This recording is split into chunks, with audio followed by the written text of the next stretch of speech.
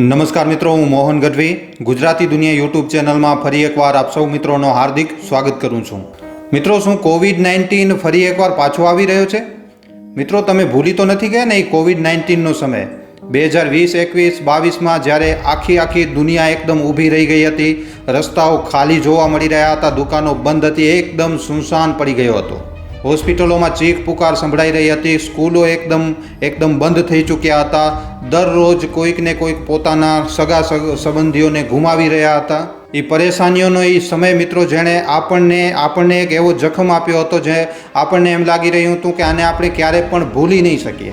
પણ એના પછી વેક્સિન આવી, ધીરે ધીરે જીવન જે છે એ પાછું પટરી ઉપર આવ્યો અને આપણે એ સમયને આપણે પાછળ છોડી દીધું. હવે આજની તારીખમાં લગભગ આપણને એ ખોફ મિત્રો બિલકુલ પણ મહેસૂસ નથી થઈ રહ્યો. પણ શું આ ખોફ ફરી એકવાર પાછો આવી રહ્યો છે? કોવિડ-19 શું ફરી એકવાર પાછો આવી રહ્યો છે? કારણ કે મિત્રો, સિંગાપુરથી લઈ અને હોંગકોંગમાં કોવિડ-19ના મામલા જે છે એ લગાતાર ફરી એકવાર વધી રહ્યા છે. હાલમાં મિત્રો IPLનું સિઝન ચાલી રહ્યો છે, જેમાં ટ્રેવિસ હેડ લખનઉ સામે નથી ખેલતા અને કારણ જણાવે છે કે એ કોરોના પોઝિટિવ છે. બિગ બોસની કન્ટેસ્ટન્ટ મિત્રો શિલ્પા શિરોડકર કોવિડ-19ની શિકાર નીકળે છે. હરભજન સિંઘે હમણાં થોડીક વાર પહેલાં જ મિત્રો આજની તારીખમાં જ કોવિડ-19ને લઈને લોકોને સતર્ક કર્યું. જ્યારે આ બધા મોટા સેલિબ્રિટીને લઈને મિત્રો જ્યારે આ કોવિડ-19ની ખબરો પાછી આવી રહી છે, તો એવું તો નથી લાગી રહ્યું કે એ સમય પાછો આવી રહ્યો છે જ્યારે ફરી એકવાર આપણે ખોફમાં જીવન જીવશું આ દુનિયામાં? ફરી એકવાર લોકડાઉન લાગશે, ફરી એકવાર કોરોનાના ઝડપથી કેસ વધવા લાગશે. એ સમયે જ્યારે મિત્રો આપણા મોઢા ઉપર માસ્ક હતો, લોકડાઉન લાગેલો હતો, આપણે સેનેટાઈઝરનો ઉપયોગ કરી રહ્યા હતા, આપણે સોશિયલ ડિસ્ટન્સિંગ રાખી રહ્યા હતા, આ સમય ફરી એકવાર પાછો આવવાનો છે? શું કોવિડ ફરી એકવાર પાછો આવી રહ્યો છે? જો હમણાં તમારા મનમાં આ પ્રશ્ન મિત્રો ઊભો થઈ રહ્યો છે, તો આનો જવાબ છે હા, કોરોના વાયરસ ફરી એકવાર આવી રહ્યો છે. અને હમણાં કોરોના જે છે એ એકદમ ચૂપકે નથી આવી રહ્યો, ખૂબ જ ઝડપથી ફેલી રહ્યો છે, તેજી સાથે આવી રહ્યો છે. એશિયાના ઘણા બધા દેશો છે જેમાં સિંગાપુર, હોંગકોંગ, ચીન, થાઈલેન્ડ આવા ઘણા દેશોમાં મિત્રો કોવિડ-19 પગપસારો કરી રહ્યો છે. સિંગાપુરમાં તો મિત્રો આ જ મહિનાના પહેલા અઠવાડિયા દરમિયાન, મે મહિનાના પહેલા અઠવાડિયા દરમિયાન હજારો કેસ દર્જ થયા છે, જે પાછલા અઠવાડિયાના મુકાબલામાં ખૂબ જ વધારે છે. હોંગકોંગમાં જોઈએ તો હોંગકોંગમાં પણ મામલા લગાતાર વધી રહ્યા છે. આપણા ભારત દેશમાં પણ સ્થિતિ જે છે એ ખૂબ જ વધારે ચિંતાજનક બની રહી છે. 19 મે 2025ના રોજ જ્યારે મિત્રો અમે ડેટા કાઢ્યો આ વિષયમાં, ત્યારે 237 એક્ટિવ મામલા હતા ભારત દેશમાં. બરોબર છે, 237 એક્ટિવ મામલા કોવિડ-19ના હાલમાં મે મહિના દરમિયાન. અને આ જ કારણ છે મિત્રો કે સોશિયલ મીડિયા ઉપર ફરી એકવાર કોવિડની જે ખબરો છે, જે ચર્ચા છે એ ખૂબ તેજ થઈ રહી છે. ઘણા બધા લોકોને એમ લાગી રહ્યું છે કે સિંગાપુર અને હોંગકોંગમાં જે હમણાં સ્થિતિ છે એ આવનારા સમય દરમિયાન ભારત માટે પણ મુશ્કેલીઓ વધારી શકે છે, પરેશાની ખૂબ જ વધારે થઈ શકે છે આપણા ભારત દેશને પણ. આમ પણ કોવિડ-19 તમને યાદ હશે તો મિત્રો તમને ખબર હશે કે કોવિડ જે છે એ ગરમીઓમાં વધારે પગપસારો કરે છે. પહેલે પણ આપણે જે 2-3 વર્ષો સુધી પરેશાન રહ્યા, તો જૂન જુલાઈના મહિનામાં કોવિડ-19 ખૂબ જ મોટા પાયે ફેલ્યો હતો. અને આ વર્ષે પણ શું જૂન જુલાઈમાં કોવિડ ભારતને પણ પરેશાન કરશે? શું ભારતમાં જૂન જુલાઈ દરમિયાન કોવિડના મામલા ફરી એકવાર વધી શકે છે? આનો જવાબ એ છે મિત્રો કે આ જે એક નવી લહેર આવી છે, આના પાછળ ઓમિક્રોનનો જ એક વેરિયન્ટ છે, JN.1, અને આનો જે નવો રૂપ છે એ વધારે ખતરનાક છે. આ વેરિયન્ટ ના તો ખાલી ઝડપથી ફેલી રહ્યો છે, પણ આપણી જે જૂની વેક્સિન હતી, જે જૂની વેક્સિનો આપણે બનાવી, એને પણ મિત્રો આ ચકમો આપી રહ્યો છે. WHOએ જણાવ્યું કે આ વેરિયન્ટમાં સ્પાઇક પ્રોટીનમાં મ્યુટેશન થયું છે, જે આનાથી પણ વધારે ફેલાવમાં અસરદાર કરી રહ્યો છે. હોંગકોંગમાં 80 નવા મામલા જે છે એ આ જ વેરિયન્ટથી જોડાયેલા આવ્યા છે. હવે સવાલ એ છે કે શું કામ આવું થઈ રહ્યો છે? આપણે તો વેક્સિન લઈ લીધી હતી, તો આનો જવાબ છે બૂસ્ટર ડોઝની કમી. બૂસ્ટર ડોઝ ઘણા લોકોએ નથી લીધો. ભારતમાં ખાલી 22% એવા લોકો છે મિત્રો જેમણે બૂસ્ટર ડોઝ લીધો હતો. આવી જ રીતે સિંગાપુર અને હોંગકોંગમાં પણ જે બૂસ્ટર ડોઝનો જે એવરેજ છે એ ખૂબ જ વધારે ઓછો છે. અને આ જ કારણે મિત્રો જે ઇમ્યુનિટી છે એ કમજોર થઈ રહી છે. અને બીજો કારણ છે મોસમનો બદલાવ. ગરમીમાં વાયરસનું ફેલવું અસામાન્ય છે, પણ વિશેષજ્ઞોનું એમ કહેવું છે કે આ જે નવો વેરિયન્ટ છે એ મિત્રો એને કોઈ પણ ઋતુનો કોઈ ફરક નથી, ગમે ત્યારે ફેલી શકે છે. બીજો છે યાત્રા અને ભીડ. વૈશ્વિક ભીડ અને ઘણી આબાદીવાળા ક્ષેત્રોમાં આ વાયરસ ઝડપથી ફેલી રહ્યો છે. આ વેરિયન્ટ સિંગાપુર અને હોંગકોંગ જેમ કે આવા હબની એક મિસાઇલ છે. અને આનાથી પણ એક મોટો કારણ જે છે ફેલવાનું એ મિત્રો લાપરવાહી છે. માસ્ક, સોશિયલ ડિસ્ટન્સિંગ, સેનેટાઈઝર આ બધી વસ્તુઓ આપણે હવે ભૂલી ચૂક્યા છીએ. હાથોને સાફ કરવું, સાફ સફાઈ રાખવી, આ બધી વસ્તુઓ હતી જે કોરોના વાયરસે આપણને શીખવાડી હતી, પણ હવે સમયની સાથે આપણે આ વસ્તુઓ ફરી એકવાર ભૂલી ગયા.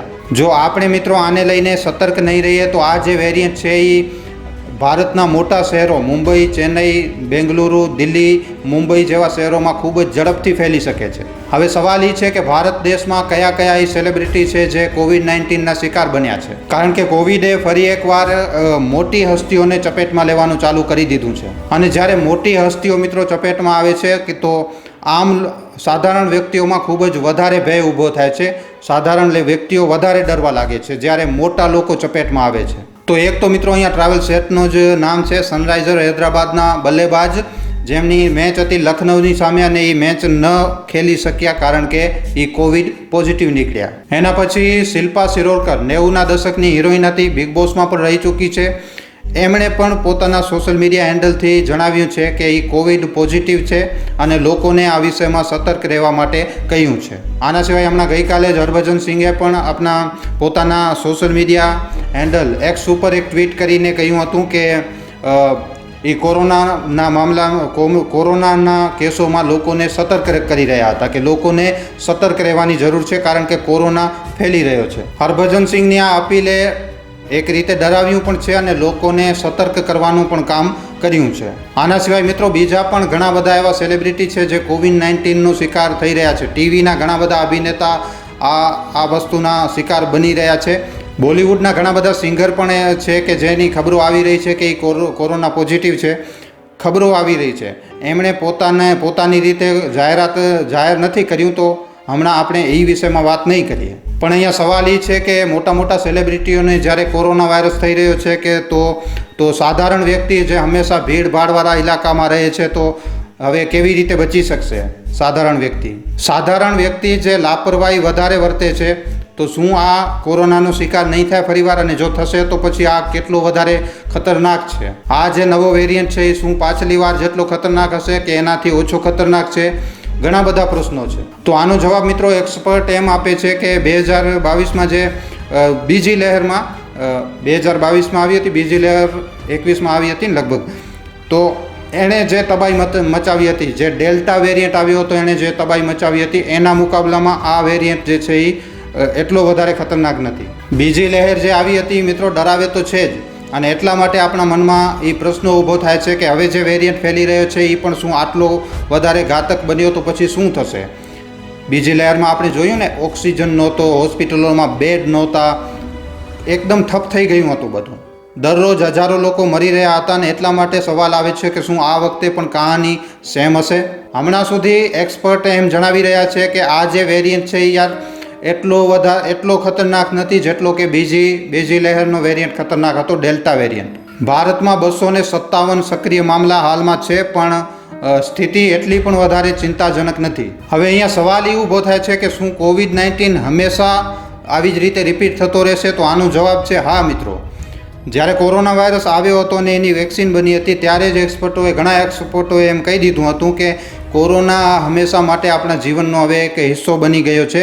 આ હવે હંમેશા સમય ઉપર પોતાનો પગ પસારતો રહે છે. મતલબ કે આજના સમયમાં કોવિડ-19 હવે એક આપણા માટે એક પરમાનન્ટ હકીકત બની ચૂક્યું છે. જે એક્સપર્ટ છે એ જણાવે છે કે આ જે વાયરસ છે એ હવે ફ્લૂની જેમ રહેશે.